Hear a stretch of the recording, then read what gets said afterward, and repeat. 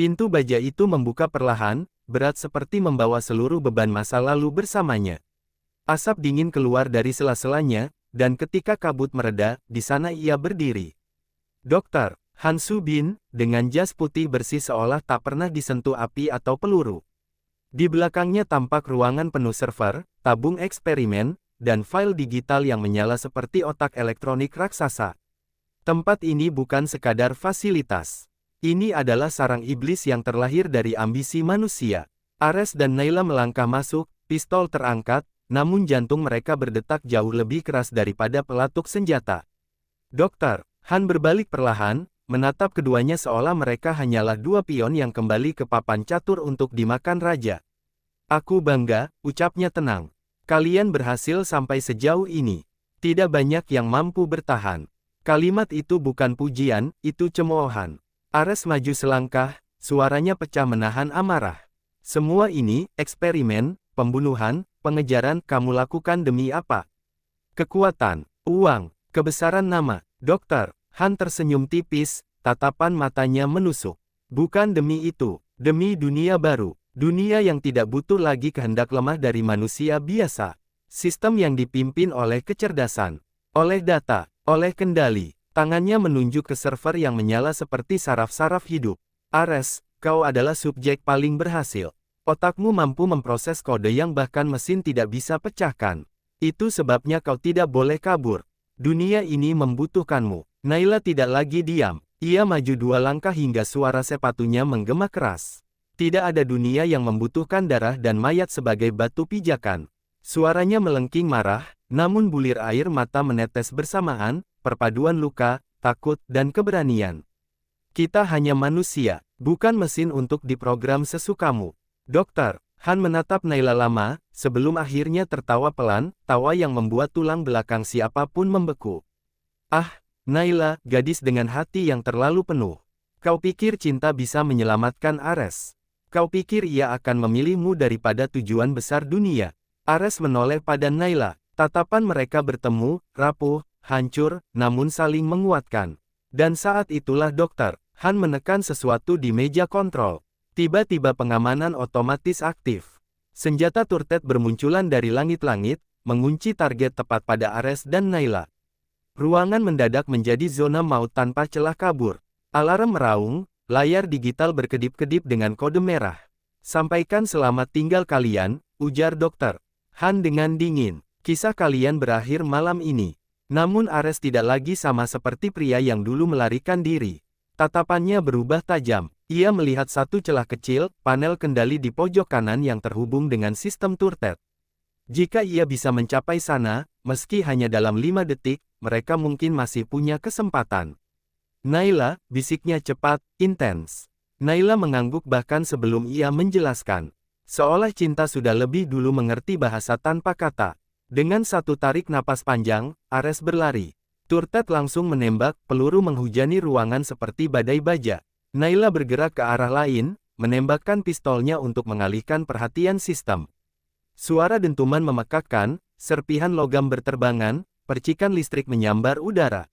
Ares hampir tertembak, peluru melewatkan bahunya hanya beberapa sentimeter. Tapi ia tidak berhenti. Ia melompat melewati meja yang roboh, tubuhnya berguling, tangan meraih panel. 1 detik, turret menembak. 2 detik, Ares memecahkan pelindung kaca dengan gagang pistol. 3 detik, ia memasukkan kode override terakhir dalam ingatannya. 4 detik, Dokter Han menoleh dengan tatapan kaget pertama kalinya.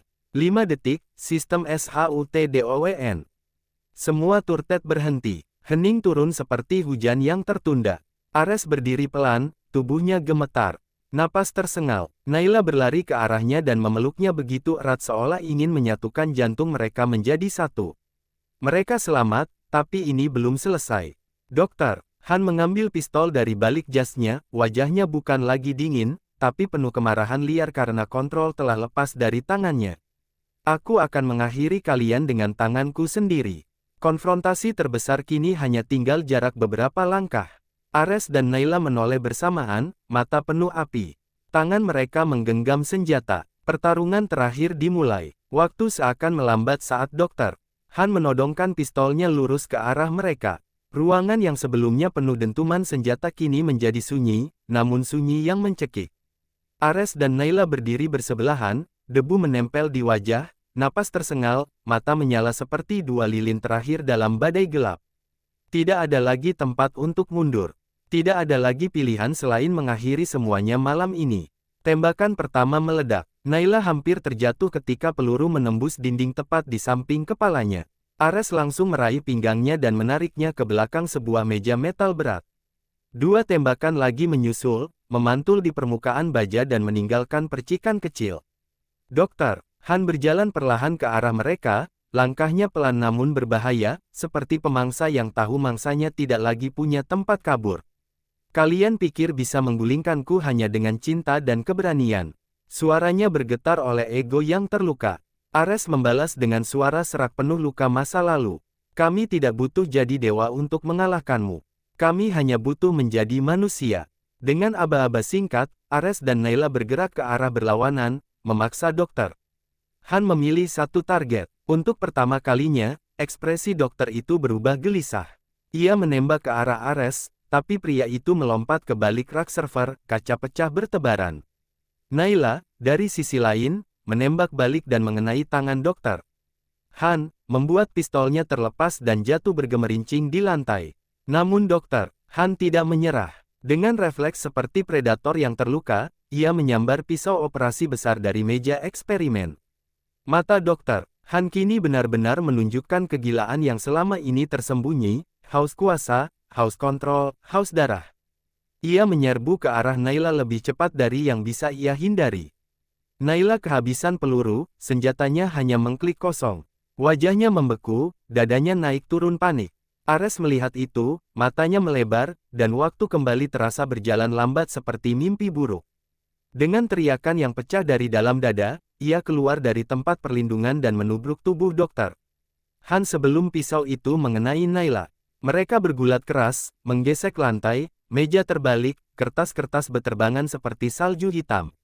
Dokter, Han menancapkan lututnya ke dada Ares, pisau itu perlahan turun, ujungnya mengarah tepat ke tenggorokan Ares.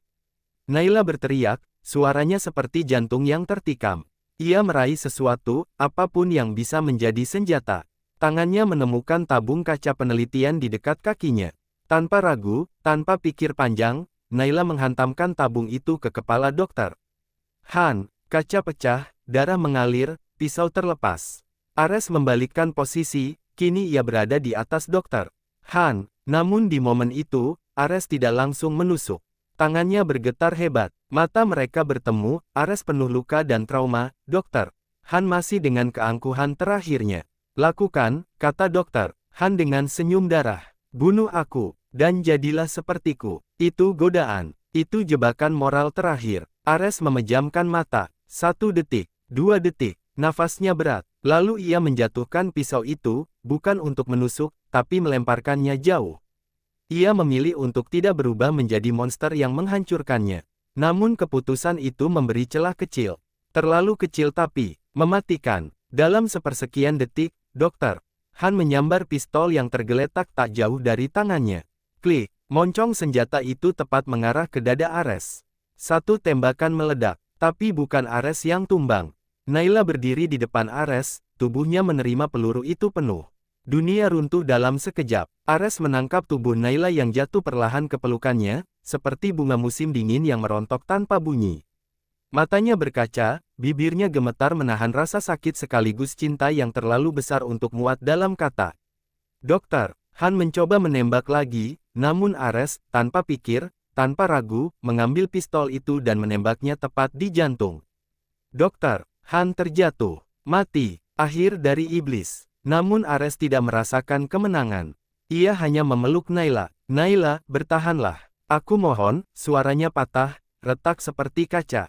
Naila tersenyum begitu lembut, meski darah membasahi bajunya. Kita menang, Ares bisiknya. Tapi kamu harus hidup. Untuk kita berdua. Tangan Naila menggenggam tangan Ares, erat sebelum akhirnya melemah perlahan. Dan malam itu, fasilitas intelijen yang menjadi neraka mereka akhirnya runtuh. Tapi bersamanya, tubuh Naila pun terbaring dalam keheningan sebuah pengorbanan. Ares menangis keras. Untuk cinta yang datang terlambat. Untuk janji hidup yang kini harus ia penuhi sendirian.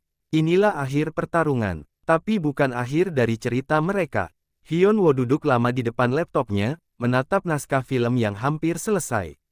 Jari-jarinya bergetar ringan, bukan karena lelah, tetapi karena bab terakhir ini menentukan segalanya.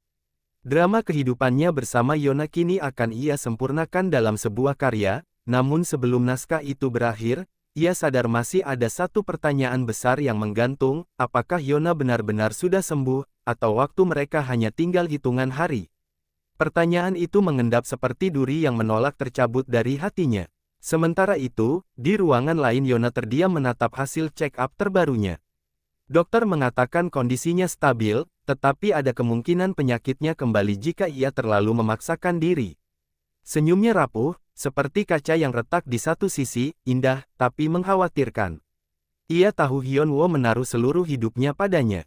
Ia bahagia, namun ketakutan menyelinap bahwa kebahagiaan mereka bisa runtuh sekejap jika takdir berkata lain.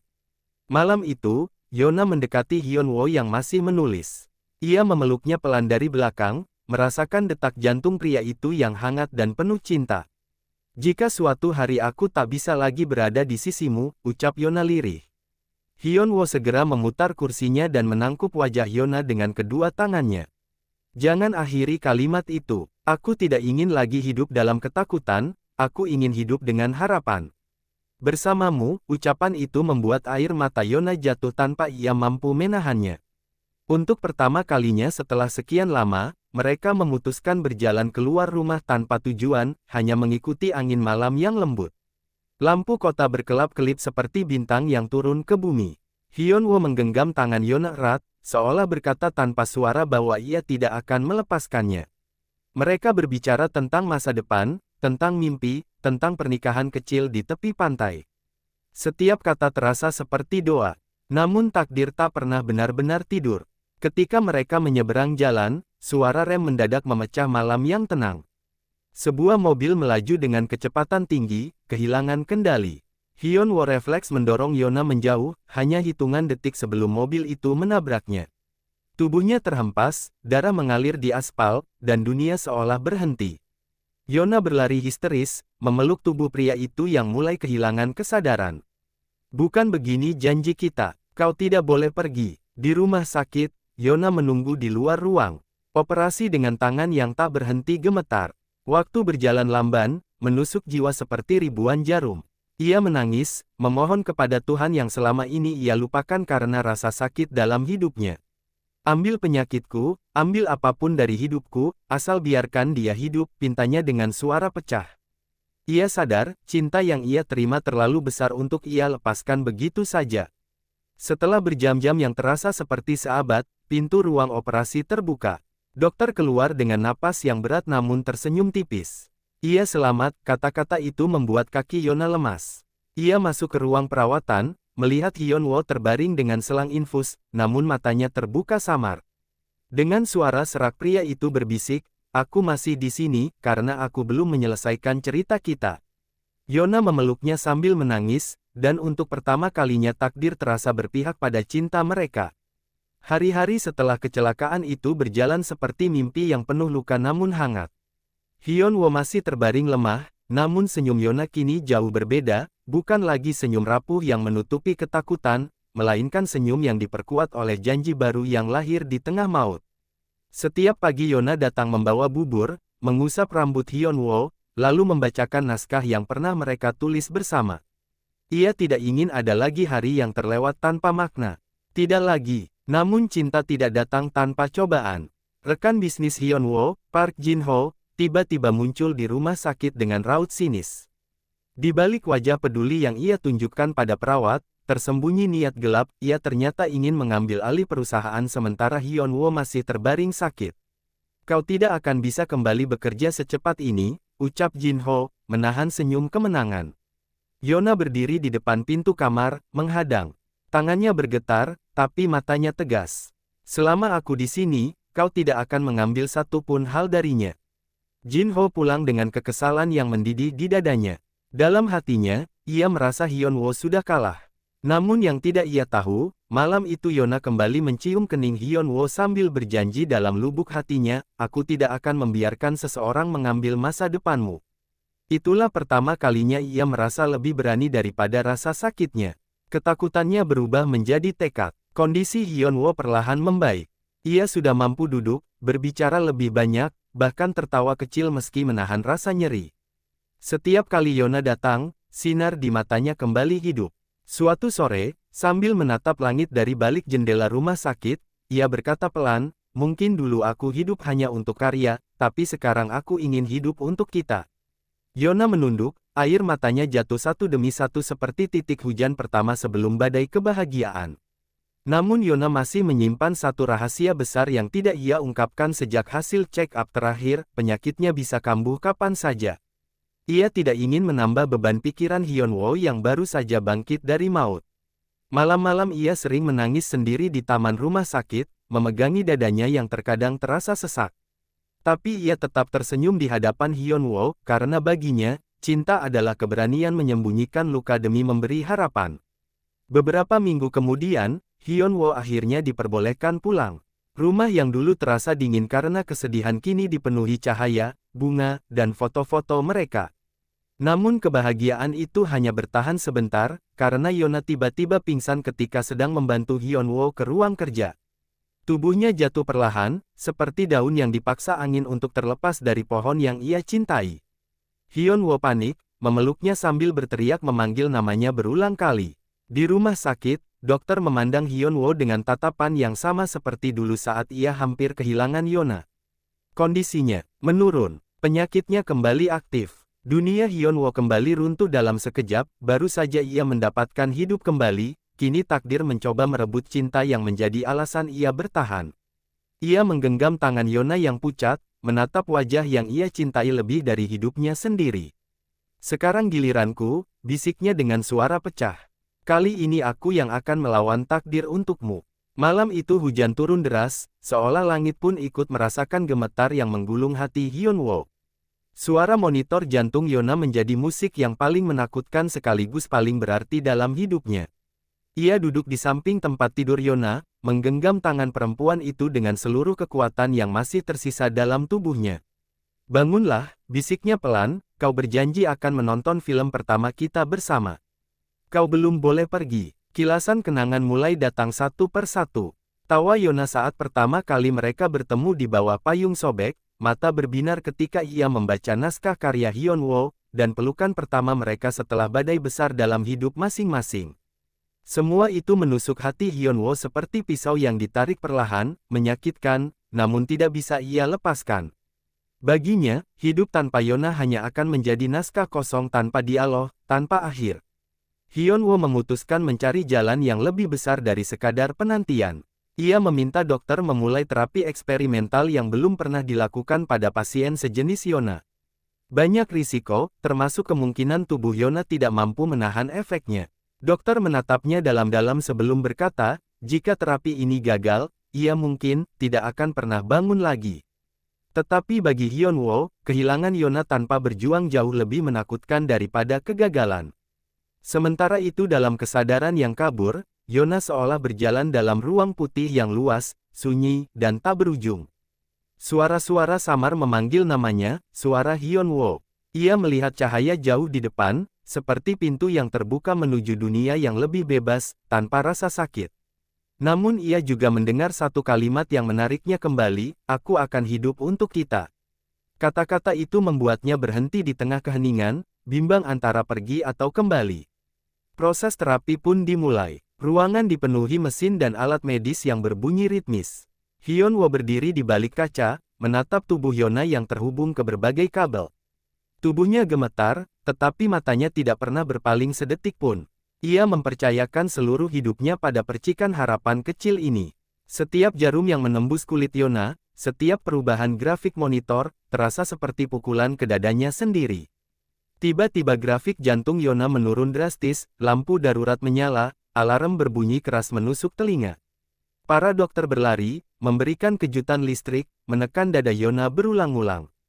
Hyunwoo mengetuk kaca sambil berteriak memanggil nama kekasihnya, tapi tubuhnya tidak mampu menembus batas ruangan itu. Air matanya jatuh tanpa bisa dihentikan. Dunia kembali seperti malam kecelakaan itu, gelap, kacau, tak memberi ampun. Lalu, di tengah semua kekacauan, monitor kembali menunjukkan tanda kehidupan. Perlahan tapi pasti, garis yang hampir lurus itu mulai naik turun kembali. Para dokter berhenti dan saling menatap, tercengang. Yona bertahan. Tidak hanya tubuhnya, tetapi juga jiwanya, seolah ia memilih kembali untuk Hyunwoo. Ketika proses berakhir, dokter keluar dengan napas panjang. Ia kembali dari jurang, katanya. Sekarang tinggal kita menunggu ia membuka mata. Pagi itu matahari terbit dengan warna yang lebih lembut dari biasanya, seolah dunia ikut menahan napas menunggu sesuatu yang besar terjadi. Ruang perawatan Yona dipenuhi aroma bunga mawar putih yang dibawa Hyunwoo setiap hari. Ia masih setia duduk di samping tempat tidur kekasihnya, wajahnya pucat karena kurang tidur namun matanya penuh api yang tidak pernah padam. Ia menggenggam tangan Yona, mengusapnya perlahan sambil berdoa dalam hati, berharap hari ini menjadi hari ia kembali membuka mata. Waktu terasa seperti musuh yang berputar lambat. Hyunwoo membaca naskah film mereka berulang kali, sampai ia hafal setiap dialognya. Kadang ia tertawa kecil, kadang air matanya jatuh tiba-tiba. Aku sudah menulis akhir cerita kita, bisiknya pelan, seolah Yona bisa mendengarnya. Tapi aku tidak mau menutup naskahnya sebelum kau membacanya sendiri. Kata-kata itu menggantung di udara, penuh kerinduan yang menyayat. Sementara dalam dimensi lain, Yona berdiri di ambang ruang putih yang sama, tetapi kali ini ia melihat lebih jelas, di sisi lain ada dunia penuh cahaya, tenang, tanpa rasa sakit. Namun suara Hyunwoo terdengar lebih kuat dari sebelumnya, memanggilnya kembali, menyeret jiwanya yang hampir melepaskan semuanya. Ia melihat bayangan pria itu menangis, memegang tangan tubuhnya yang terbaring lemah. Pandangan itu menghancurkan hatinya, ia tahu ia tidak bisa pergi begitu saja.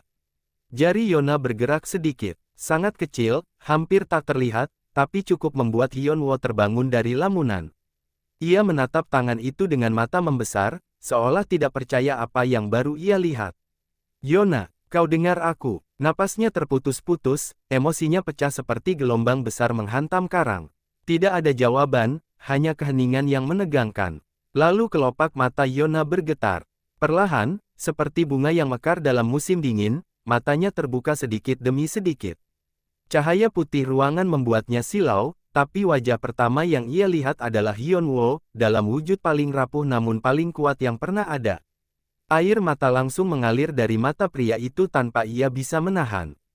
Kau kembali, ucapnya berulang-ulang, seolah meyakinkan dirinya sendiri bahwa ini nyata. Suara Yona sangat pelan, hampir seperti bisikan roh yang baru kembali ke tubuhnya. Aku mendengarmu, setiap hari. Hyunwoo menunduk, mencium tangan Yona berkali-kali seperti seseorang yang menemukan kembali hidupnya setelah hampir tenggelam.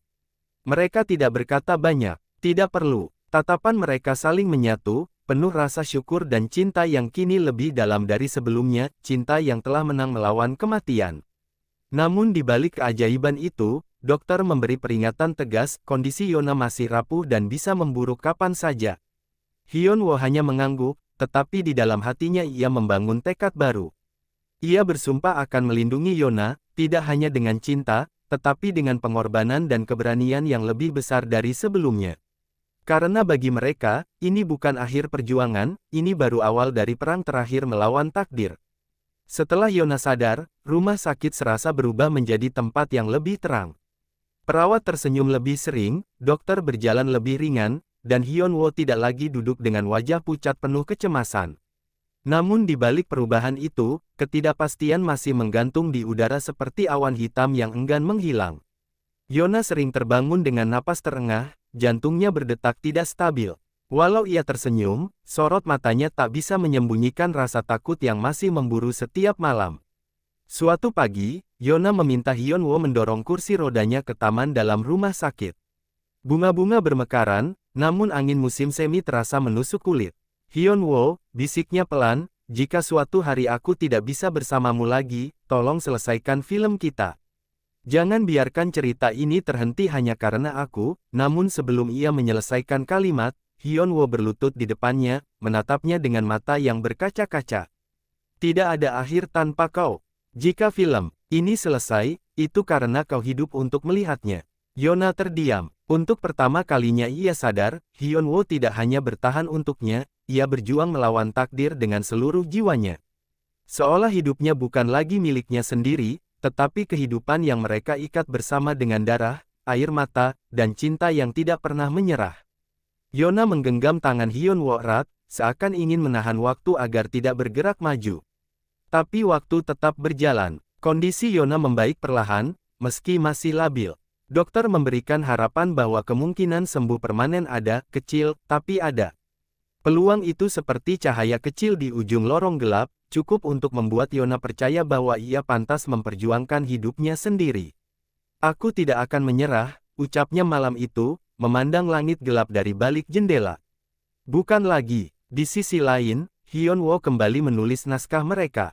Kali ini ia tidak menulis dengan rasa cemas seperti sebelumnya. Ia menulis dengan keyakinan. Setiap dialog yang lahir dari tangannya terasa seperti doa yang ia panjatkan untuk masa depan mereka. Ia menambahkan adegan baru, adegan pernikahan sederhana dengan Yona mengenakan gaun putih, tersenyum tanpa rasa sakit. Adegan itu ia tulis dengan air mata dan harapan yang membuncah. Namun tragedi belum benar-benar padam. Saat Hyunwoo kembali ke rumah untuk mengambil pakaian Yona, ia menemukan amplop misterius di depan pintu. Di dalamnya ada foto dirinya dan Yona dengan tanda silang merah besar, dan satu pesan singkat, tidak semua orang ingin akhir bahagia. Hyunwoo terdiam, wajahnya membeku. Seseorang mengincar mereka, dan ancaman itu datang tepat ketika mereka mulai bangkit. Cinta mereka tidak hanya melawan penyakit, tetapi sekarang juga bahaya yang manusia ciptakan. Malam itu, Hyunwoo kembali ke rumah sakit dengan wajah pucat dan langkah cepat. Ia tidak ingin Yona tahu, belum saatnya ia terbebani lagi. Ia tersenyum palsu di depan kekasihnya, mengusap rambut Yona seolah semuanya baik-baik saja. Tapi di balik pelukan hangat itu, ada badai baru yang siap pecah kapan saja. Cinta mereka belum selesai diuji. Masih ada babak terakhir yang harus mereka hadapi, bersama atau hancur. Hyunwoo tidak bisa tidur semalam itu. Ancaman dalam amplop terus berputar dalam pikirannya, seperti film gelap yang tak bisa dihentikan. Siapa yang ingin menghancurkan kebahagiaan mereka? Siapa yang begitu membenci akhir bahagia dalam hidupnya? Pikirannya kembali pada satu nama, Park Jin-ho. Rekan bisnisnya yang dulu mencoba mengambil alih perusahaan saat dirinya koma. Rasa curiga itu menancap dalam-dalam seperti paku yang menolak dicabut. Keesokan harinya, setelah memastikan Yona tertidur, Hyunwoo diam-diam pergi menemui Jin-ho. Pertemuan itu penuh ketegangan. Jin-ho duduk santai di kursi kantor mahalnya, menatap Hyunwoo seolah ia hanya hiburan baginya. Kau tampak gelisah, ucapnya sambil tersenyum tipis. Hyunwoo menaruh foto ancaman di atas meja, suaranya berat dan dingin. Apa ini ulahmu? Jin-ho hanya tertawa kecil, tidak menolak, tidak mengakui. Tatapan matanya lebih menusuk daripada kata-katanya. Kau pikir dunia ingin melihatmu bahagia begitu saja? Jawab Jin-ho tenang. Beberapa orang percaya kau telah mengambil terlalu banyak, kesuksesan, cinta, pengampunan. Ucapannya terasa seperti pisau yang masuk perlahan ke hati Hyunwoo. Jin-ho tidak butuh pengakuan.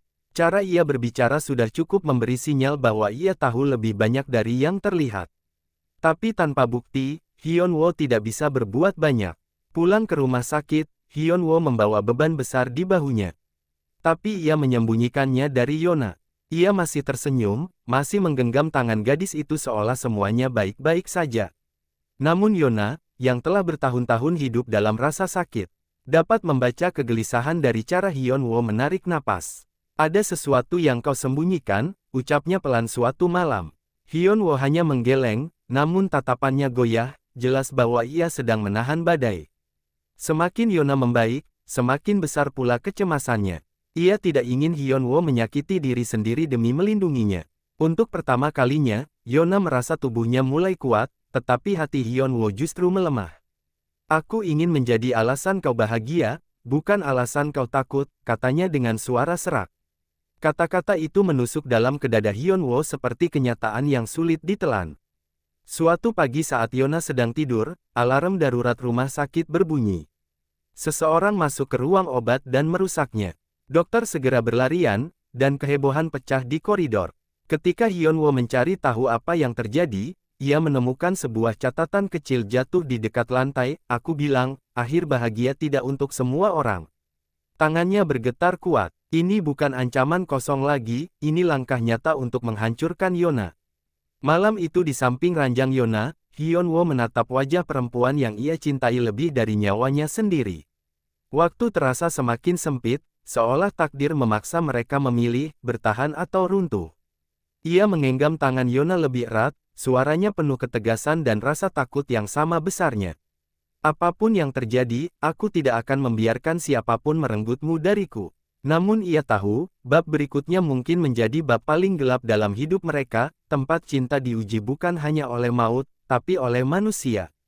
Malam itu udara terasa berat, seolah seluruh kota menahan napas bersama Hyunwoo. Ia tidak memberitahu Yona tentang catatan kedua, tetapi bayangan ancaman itu terus mengikutinya bahkan dalam mimpi. Setiap langkah di lorong rumah sakit terdengar terlalu keras, setiap suara pintu terbuka terdengar seperti tanda bahaya. Demi Yona, ia berusaha tenang, namun dalam dirinya, badai semakin besar dan tak terkontrol. Yona mulai dapat berjalan kembali, walau masih harus dibantu alat penyangga. Hyunwoo menemaninya menyusuri koridor rumah sakit, tangan mereka saling menggenggam seperti tali penyelamat terakhir. Senyum tipis Yona memberi sedikit kehangatan, tapi tatapannya berubah serius ketika ia melihat wajah Hyunwoo yang pucat. Aku tidak ingin hidup dalam kebohongan, katanya pelan. Jika ada sesuatu yang mengancam kita, aku berhak tahu. Kalimat itu menghentikan langkah Hyunwoo seketika. Hyunwoo menarik napas panjang.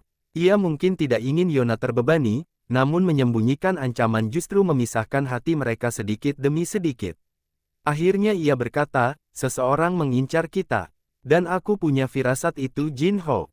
Yona terpaku, wajahnya pucat seperti kertas. Dalam hatinya tumbuh ketakutan baru yang berbeda dari penyakit, takut kehilangan Hyunwoo dalam perang yang tak terlihat. Tapi perempuan itu tidak lagi lemah seperti dulu. Tekad kecil muncul di matanya. Kalau begitu, kita lawan bersama. Hari berikutnya, Hyunwoo memutuskan untuk menaruh jebakan kecil. Ia memasang kamera tersembunyi di kamar Yona dan ruang penyimpanan obat. Malam itu ia pura-pura pulang sementara Yona tetap dirawat. Yang tidak diketahui Jin Ho, jika memang dia pelakunya, adalah bahwa setiap langkahnya akan terekam. Namun rencana yang tampak rapi itu justru membuka babak yang lebih gelap dari perkiraan mereka. Pukul 2 dini hari, pintu kamar Yona terbuka pelan. Sosok berjubah hitam masuk, mendekati ranjang Yona yang sedang tidur. Tangannya membawa botol kecil berisi cairan bening, racun. Yona tersentak dalam tidurnya, tapi tubuhnya masih terlalu lemah untuk bangun cepat. Tepat saat botol itu akan dituangkan ke dalam infus, pintu kamar terbuka keras. Hyunwoo masuk dengan napas memburu, wajah merah. Penuh kemarahan, sosok itu panik dan lari. Hyunwoo mengejar sepanjang lorong rumah sakit. Nafasnya berat, tubuhnya masih belum sepenuhnya pulih dari kecelakaan, namun ia berlari seperti orang yang mempertaruhkan seluruh hidupnya. Mereka sampai di tangga darurat. Sosok misterius itu hampir kabur saat Hyunwoo berhasil meraih jaketnya. Terjadi pergulatan sengit, masker pelaku terlepas, dan wajah yang muncul membuat seluruh dunia Hyunwoo runtuh. Itu bukan Jin Ho, itu Minji, mantan kekasih Hyunwoo. Mata Hyunwoo membelalak, tubuhnya membeku, bukan karena terjatuh, melainkan karena kebenaran yang lebih menusuk dari racun yang dibawa Minji. Wanita itu menatapnya dengan mata penuh luka, cemburu, dan kebencian yang menahun. Dengan suara pecah ia berkata, jika aku tidak bisa memilikimu, maka tidak ada yang boleh. Dan di momen itu, cinta mereka bukan hanya bertarung melawan takdir, tetapi melawan masa lalu yang kembali untuk menghancurkan segalanya. Hujan turun deras malam itu, seolah langit ikut menangis bersama mereka. Jiwo berdiri di tepi dermaga tempat semua kisah ini bermula, tempat pertama kali ia bertemu Hajin, tempat ia berjanji akan menunggu meski dunia berubah. Kini semuanya terasa berbeda, luka, kehilangan, dan rahasia yang terus menjerat mereka seakan tak memberi ruang bagi kebahagiaan. Namun di balik gelapnya malam, ia masih berharap sebuah keajaiban muncul, meski hanya sedikit, cukup untuk membuatnya bertahan. Dari kejauhan, langkah kaki terdengar mendekat, pelan namun pasti. Jiwo menoleh, dan di sanalah Hajin berdiri, Tubuhnya basah kuyup seolah menembus badai hanya untuk sampai padanya. Tatapan mereka bertemu, penuh rindu, penyesalan, dan rasa sakit yang tak pernah terucapkan. Setahun terpisah, ribuan kata ingin diucap, tapi tak ada yang keluar. Hanya dada yang sesak dan air mata yang tak tertahan. Hajin menggenggam tangan Ji Wo dengan gemetar.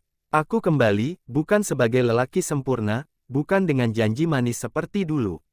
Tetapi sebagai seseorang yang menyadari, bahwa rumahku selalu ada padamu. Suaranya parau, namun jujur. Ji Wo menutup mata, menahan gejolak hati yang hampir meledak. Ia ingin marah, ingin bertanya kenapa Hajin dulu pergi tanpa kata. Namun lebih dari itu, ia bahagia karena lelaki itu kembali. Ji Wo menangis dalam diam, lalu menunduk sebelum akhirnya berkata lirih, aku tidak butuh kesempurnaanmu. Aku hanya ingin ketulusanmu. Dan untuk pertama kalinya sejak lama, Hajin tersenyum tulus. Hujan mulai mereda, angin malam mengusap lembut wajah mereka seolah memberi restu. Pada momen itu, dua hati yang lama terpisah akhirnya menemukan jalan pulang. Namun hidup tidak selalu memberi akhir yang sederhana. Keputusan besar menanti di hadapan mereka. Ji Wo harus meninggalkan Korea dalam 2 hari untuk meraih impian yang selama ini terkubur karena cinta.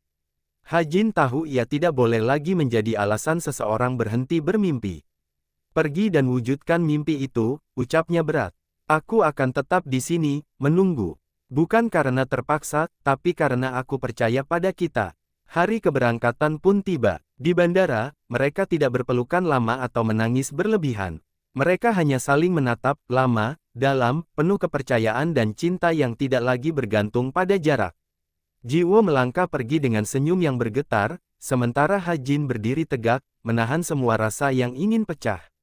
Ini bukan perpisahan, ini adalah awal baru. 3 tahun kemudian, Ji Wo kembali dengan prestasi, membawa namanya hingga mendunia. Di dermaga yang sama, ia menemukan seseorang sedang menunggunya, tersenyum seperti dulu. Tidak ada kata-kata puitis, tidak ada janji yang terlalu muluk. Mereka hanya saling menggenggam, karena cinta tidak perlu lagi diuji. Kisah mereka bukan hanya tentang luka, pengorbanan, dan air mata, tapi tentang dua hati yang kembali menemukan rumahnya. Tamat.